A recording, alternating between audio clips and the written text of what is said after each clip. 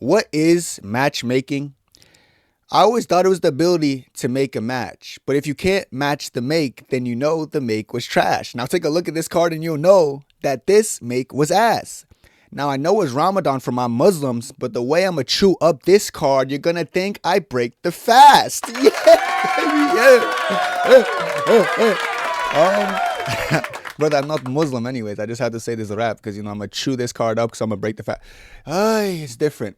Now, as I scroll, honestly, this card's not as bad as people are going to make it out to be. Like, I swear, I saw people crying about, like, Bo, Nickal, Kyle, Daukaus. Bro, I'm honestly going to be real with you guys.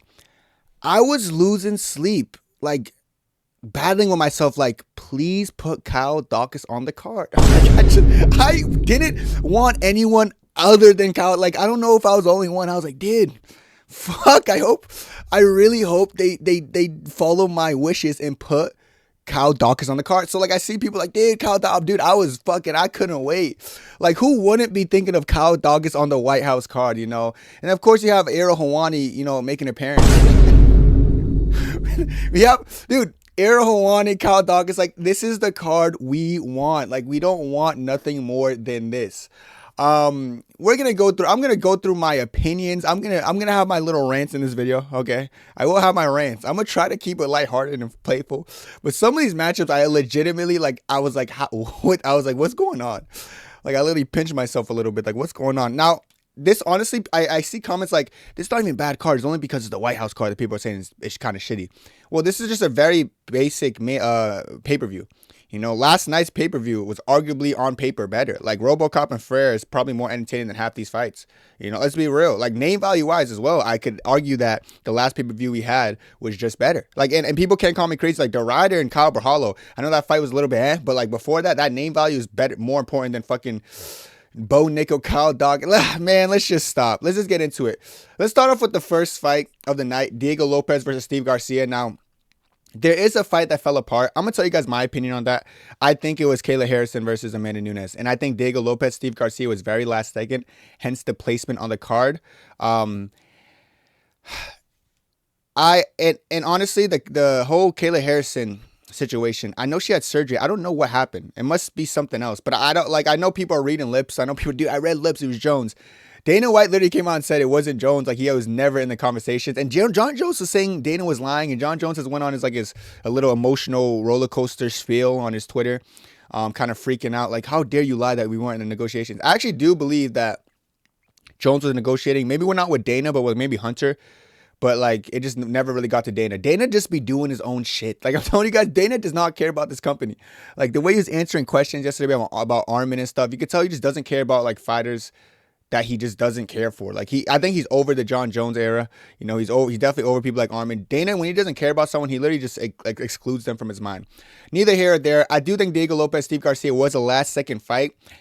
So I don't think it was intended to be on this card. Diego Lopes always Dana must love Diego though. But I will say this. Honestly, early thoughts, guys. The first thing I thought when I saw this fight specifically is, one, is a kind of a banger fight. And two, I think Steve Garcia is going to beat Diego Lopes. Now, this is my early pick. Now, I'm probably going to shift it as the fight gets closer when I watch footage. But off of just what I'm thinking in my mind, I know Steve Garcia was game.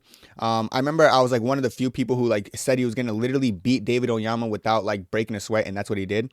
Of course, David Onyama is kind of he's trash. He's not no Diego Lopes. The only similarities Onyama and Lopes have is maybe they get hit hard, sure, but yeah, Steve Garcia just moves well. He's very well-rounded. He can mix up things when he needs to, and his striking is really good. I think Diego Lopes is a bit one-dimensional, but he's pretty powerful, but I just feel like his output might be a problem in a 3-round fight with someone like Steve Garcia. I know Steve Garcia is going to let his hands go. Diego Lopes doesn't really do it. He's kind of just he'll wait for you to make a move, then try to make a move off your move. But I can see Steve Garcia literally outpointing him. And honestly, I don't dislike this fight. This fight could be a banger, dude. This fight could actually be competitive. Obviously, from name value wise, it might not be the best thing we could get on a White House card. But I do think that they put Steve Garcia against Diego Lopes so they could jack the USA guy against the Brazilian. They had to be someone from the USA in the fights. I'm pretty sure every single fight except for every single fight except for one, which is the Alex Pereira Cyril Gane one, has an American in it, and that was their goal. You know, it's like a UFC Canada card. All gonna be at least a Canadian, and maybe one fight that's is not a Canadian or not a fucking, you know, and that's kind of what they got here. And I do think this is a good fight. This is actually one of the better fights as far as competitiveness goes. Even though the odds are saying that Garcia is a huge underdog, trust me, this fight's one of the most competitive on this card, if not the most. I really think so. People are sleeping on Steve Garcia, and I wouldn't be surprised if he wins, you know. But this is actually not too much card, so this can be actually the one card I ever do film work on, like a lot of film work on multiple fighters. We'll see, man. We'll see if I will. But I know I'm going to do on the main event to keep the best main event of 2026 streak going. But I might do more research on these fights. But I do think this is a cracker fight. But since I am leaning the underdog, I definitely have to do more footage work to confirm Steve Garcia is as good as I think he is. Now, I don't think Steve Garcia is a title contender good. I also don't think Diego Lopes is a title contender good despite fighting for the title. Every single time Lopes has fought for the title, guys, if we're being objective, there was always someone in front of the line with him. He just skipped it. You know, Dana White privilege, and now he's getting on the White House card. Dana White privilege. Moving on, though. Dude, like, I don't care, dude. I was losing sleep over Bo Nickal versus Kyle. I needed Kyle Daukaus. This fight, you know what they're doing on this card? And I'm going to point to it more so for specific fights, but they're trying to build an American superstar, and that's why they gave him Bo Nickal, Kyle Daukaus. Now, Kyle Daukaus is not known for being... Kyle Daukaus had his time where people are like, oh, he's not bad, but he's had his downfalls. He's kind of been doing better lately, but I think they have this fight to build Bo. I really think Bo Nickal versus Colby Covington would have been great for this. I know it's American versus American, but they have bad blood. They don't like each other, or like Bo Nickal hates him, and Colby claims he hates him. I've seen a lot of people say Colby Wonderboy. I don't give a shit about that. Why the hell would I care about that? I know this is a different weight class, but Colby has talked many times about going up. So I really do feel like Bo Nickal versus Colby would have been a great fight. I do think they fumbled the bag. They're pretty bad. Despite, like, because the fact that they're both Americans that people actually, I'm not saying care about, but like people know about. Nigga, ain't no one in the White House card is going to even hear about a Kyle Daukaus. No one even knows who Kyle Daukaus is. All right, I'm not trying to cook the guy, but like, dude, no one's at home talking about, dude, you see the Kyle Daukaus fight, dude? Dude, what did Kyle Daukaus just tweet out? No one's saying that. You know, I respect Kyle Daukaus, you know, blonde hair, trying to rep his country and all that. Cool.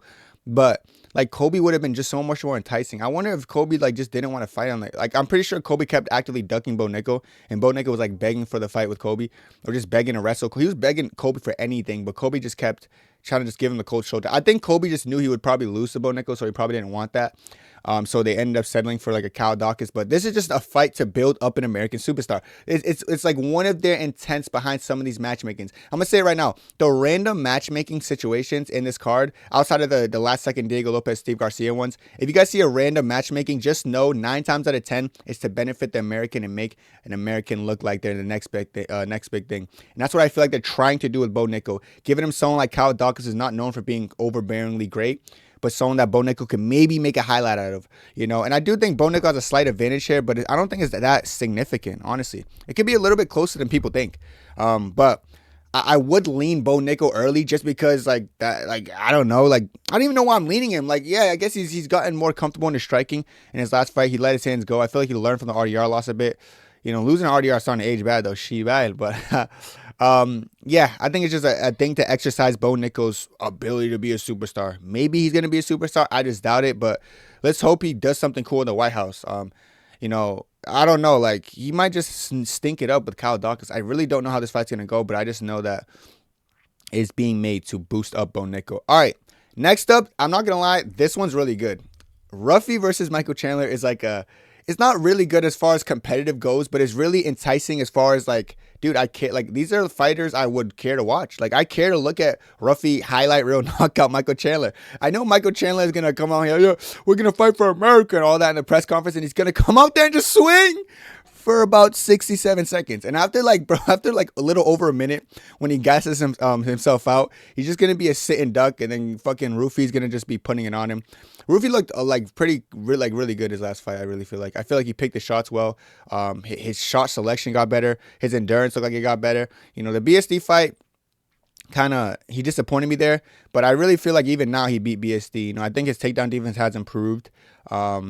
Of course, Fiziev's not the same, but Fiziev's like being such a above average striker, just looking helpless against Ruffy. I see Michael Chandler like just coming out and trying to explosively take down Ruffy and just doing backflips and shit. I see Michael Chandler exerting like too much energy for no reason. Like, keep in mind, like I could see Michael Chandler, like there's like a trip that's available. Like he could easily just trip him and take him down, but he's like, nah, fuck that. And he like picks up Ruffy, spins him on his finger, starts dancing and shit, and just fucking does a fucking German suplex and just uses all his energy. And then Ruffy just gets back up 2 seconds later, and then Chandler like, oh fuck, I wasted all my energy. Oh fuck, dude. I'm just wasting my energy. Then he's just sitting duck and he gets spinning wheel kicked. That's what I actually see happening here. Michael Chandler fighting his heart out for about less than 2 minutes and then getting chinned brutally. A sight to see though. A sight to see. You know, I know McGregor fight. I think McGregor actually wasn't in talks to the White House. It just didn't end up going through because they didn't come to a contract agreement. And I'm pretty sure it would have been against Chandler. You know. But like the UFC saying they had different paths. I remember when they like Dana White frayed away from that and said they have a different path for Chandler specifically. So maybe they really wanted this fight. I think they're trying to build up Ruffy. This is like the one time they're not trying to build up an American on the White House card. Like they're just giving Ruffy, they're feeding Ruffy to a bot. Like, I'm not gonna lie, Chandler's so bad. Like Chandler's not good, dude. His fight IQ makes him even worse than he could just be bad. And that's okay. Like when I say bad, he could just be, he's not that good. He's like losing to great people.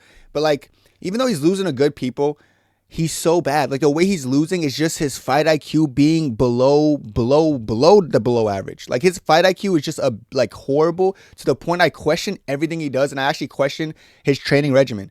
Like Michael Chandler is the only guy I like see on the internet posting like the craziest training. But he's doing backflips with a barbell. He's dumbbelling things with one leg and he's dancing and shit. He's having a good old time, and I'm like, dude, he's working so hard. And he's just like hardcore American still. He's got these stupid ass captions, American flags, you know, eagles. You start to think to yourself, dude, he's training hard. He gets in there and fights for about 5 seconds. Like, I'm a little bit tired. I just don't get the regimen, like the training regimen he's behind. I just don't think it's good for him. I think he needs to branch out. And the thing is, like, honestly, when you go back and watch even Prime Chandler fight, he fights exactly the same, I'm not even trolling. Go back and watch him and like strike for all these other promotions. He fights the same. And it's just like he just gets tired quicker. So it's almost like, dude, I don't know. Like, you were never good. Matter of fact, like, I don't even like the whole dude, you guys weren't watching Chandler in the fucking burn.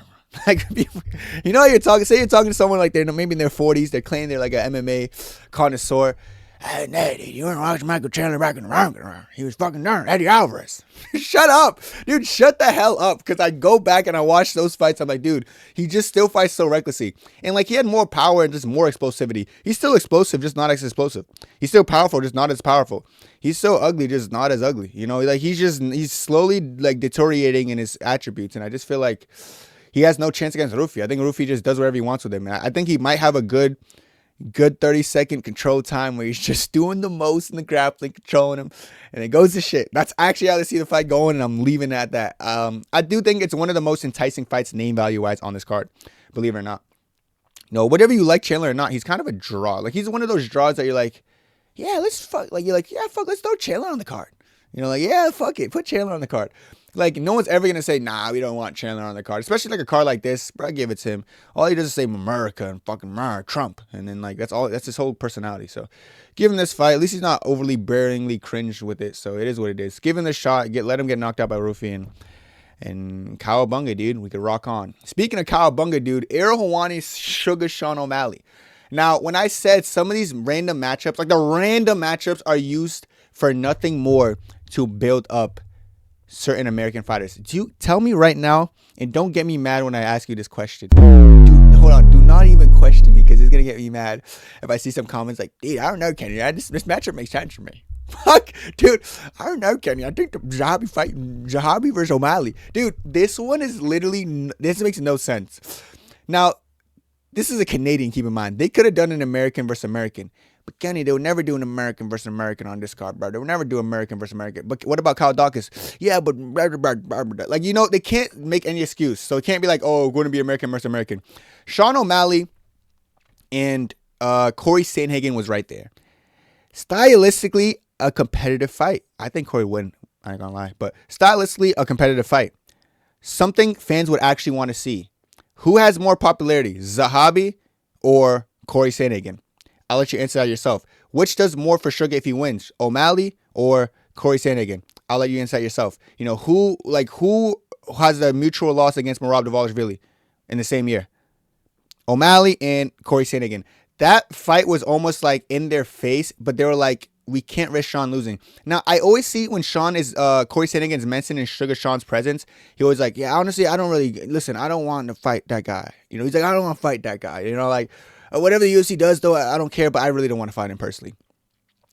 Sean is in cahoots with the UFC. People got to realize that the UFC wants nothing more than Suga as champion again. That's why they rush O'Malley. They rush Aljo. They forced Aljo and they rushed him to fight O'Malley for a reason. You know, and that's why they allowed O'Malley to get title, like defend his title against people like Cheeto Vera who weren't deserving. And then Merab came. You guys know, remember when Merab was ahead of the line, but they said, no, we're gonna give Cheeto the fight because Cheeto's knocking out old men with front kicks. Fuck, Cheeto's so bad. But the UFC did everything in their power to do that. You know, and I could even mention how O'Malley versus Umar would feed families too. I know Umar was open to fight in the White House. Umar said he could fight as soon as possible. Do you guys think Sean O'Malley wants to fight Umar? He's saying no to Corey, saying no to Umar, and the UFC is also protecting him. And they can't make excuses of like the Corey fight doesn't make sense or Umar is boring. Umar has never had a boring fight in his life, and you know that's a fact. You know, but they're gonna act like he did. Oh, dude, I don't know. Him and Barcelos was boring. He knocked out Barcelos. It wasn't fair. Oh man, him and Merab was boring. Like you can't just lie. You know, you can't just lie. They're gonna try to say Umar's last performance was boring because Figgy was running away, but they're gonna blame it on. They'll be like, it's Umar's fault because Figgy was running away. Like if Figgy. You know, if Umar could just make sure he like cut his legs off or something, it would have been, you know, but they could have made any fight. I do think Sean O'Malley versus Umar would have been great. You know, a title eliminator perhaps. You know, I really think this is just something that I think this is the opportunity to make Suga Sean win. So Suga Sean can be back in the title picture. I think this is the UFC's deceptive plan of putting Suga Sean back in the title picture. Yeah, baby, yeah. They're going to put Suga Sean back in the title picture, man. We're getting another one. They're trying to, guys, because I remember like they were trying to do, when they did Umar versus Figgy, like we know Umar's supposed to be next, but then they did Sean O'Malley versus Zedong. People aren't going to act like O'Malley versus Zedong is born. They're going to say that fight was fun because they're just going to try to gaslight you guys. But we all knew deep down that fight was kind of shitty. But now they're going to give him Zahabi because Zahabi's on a streak, right? So they're doing something where, like, if O'Malley beats a guy on a streak after beating Yadong who's on a streak, it doesn't matter how the fights look, give O'Malley the title shot. You know, even Peyton Talbot versus Sean O'Malley would be more enticing, you know.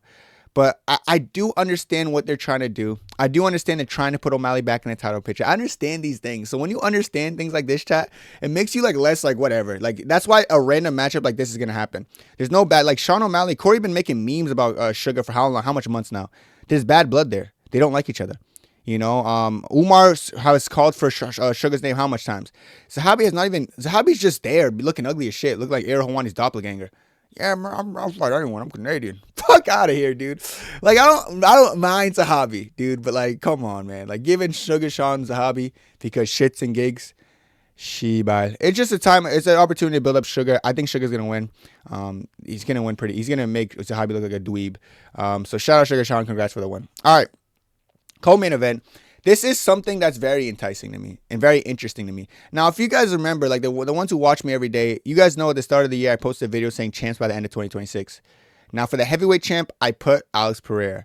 I did that in that video. In that video, I also said that I feel like Alex Pereira is going to fight Cyril Gane because Tom Aspinall's doing too much. He's probably going to vacate, having surgery with his eyes.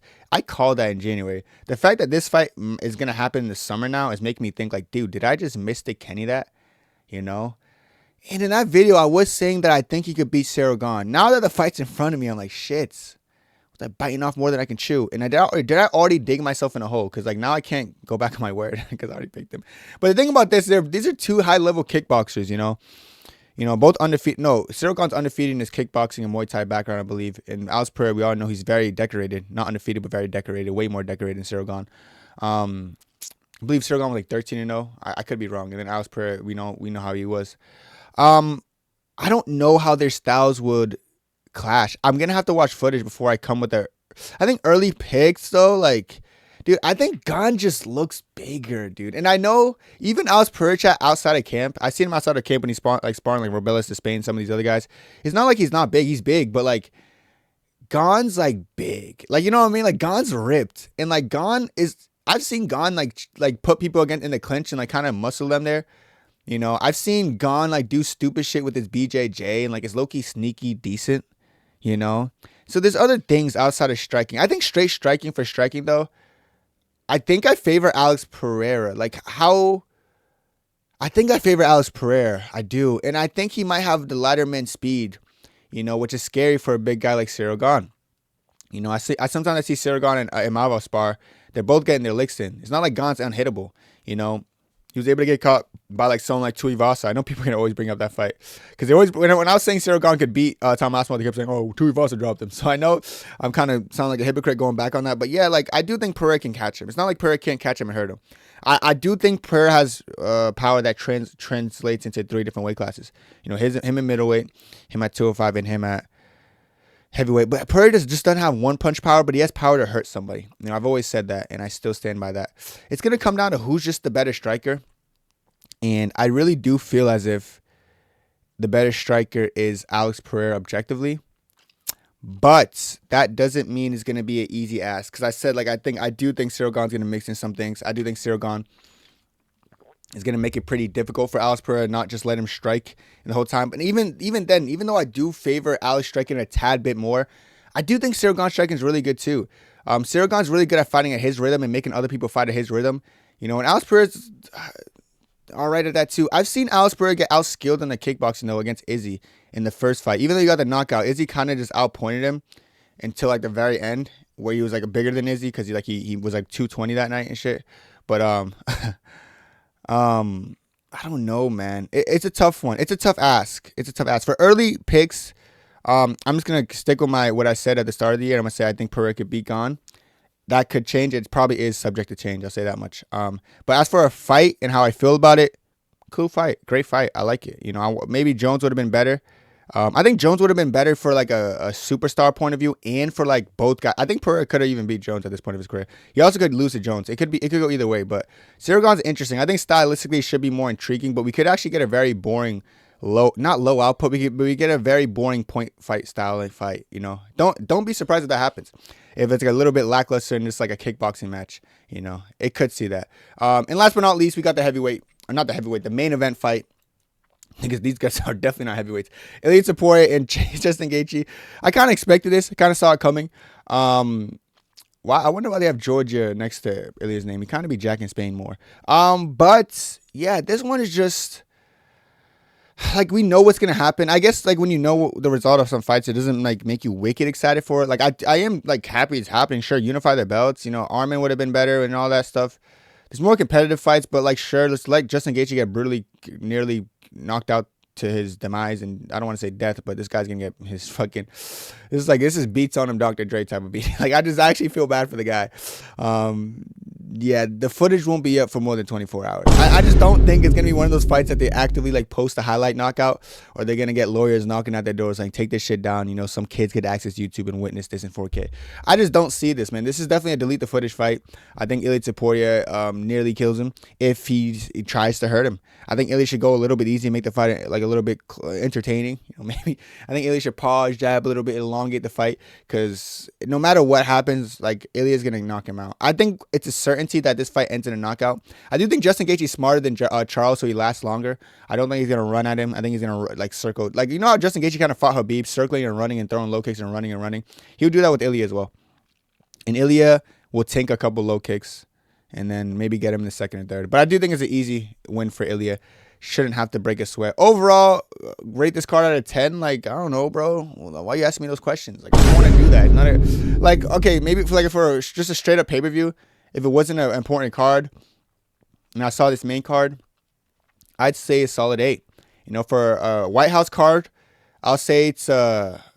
For what this White House card could have been, it's like a 2, because they could have done so much better, but they don't try to do that. When they think about UFC, I don't really get disappointed that much anymore, because I expect the bare minimum, because I know they matchmake not for a competitive or matchmaking skill. They matchmake because let's just do something that no one wants to see. And once I realize that, they don't want us to be happy. Once I realize that, I don't care anymore. But let me know what you guys think down below. Let me know who you guys are picking for these fights, and let me know what you think the biggest upset on the card is going to be. I think it's going to be the first fight. I think Steve Garcia is going to win. That's probably going to be the biggest upset. No one else really wins. And I don't think anything is up. If Justin Gaethje wins, fucking yeah, that's a crazy upset. But outside of Steve Garcia, I don't see any other underdog winning. If Pereira's an underdog, maybe he might though. But let me know what you guys think. That's it for me. God bless. 2, 3.